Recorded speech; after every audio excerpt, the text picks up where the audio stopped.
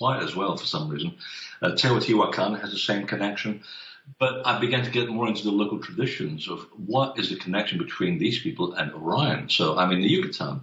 I'm asking one of my favorite Mayan teachers, who he knows more about the Maya than anybody in the entire world, Miguel Angel Vergara, great friend of mine. And we spend a lot of time together on the trips to Yucatan, chit-chatting, and find that the whole bus is looking in on us. And he's saying, yeah, no, we still have a tradition today. I mean, the traditional Maya homes have at their center a hearth with 3 stones that mimic the belt stars of Orion, because they said that is the heart of the sky. That is from where the ancient culture comes from, not the Maya. There's a whole group of people that precede the Maya called the Its, and they're the magician priests. That's what it means. And they came from a sinking land in the middle of the Atlantic called Atoll. And we know what that story is about. And then I've picked up the story of South America with Viracocha. I picked up the same story in Easter Island. And the group of people called the Waitaha, who were one of the oldest people living in New Zealand. They've been there for thousands of years.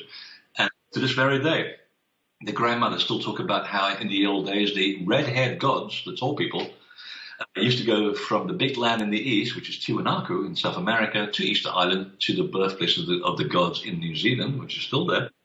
And they used to give information and to the kete. It means the basket of knowledge. So next time you hear the Sumerians holding the little man bag, that's what it is. It's a bag of knowledge the gods used to dump. And they talk about how they came from, each one of them represented the belt stars of Orion. So now that this story goes all around the world, even through Egypt, the more I kept asking that, I said, well, but is this metaphoric? I said, yes and no.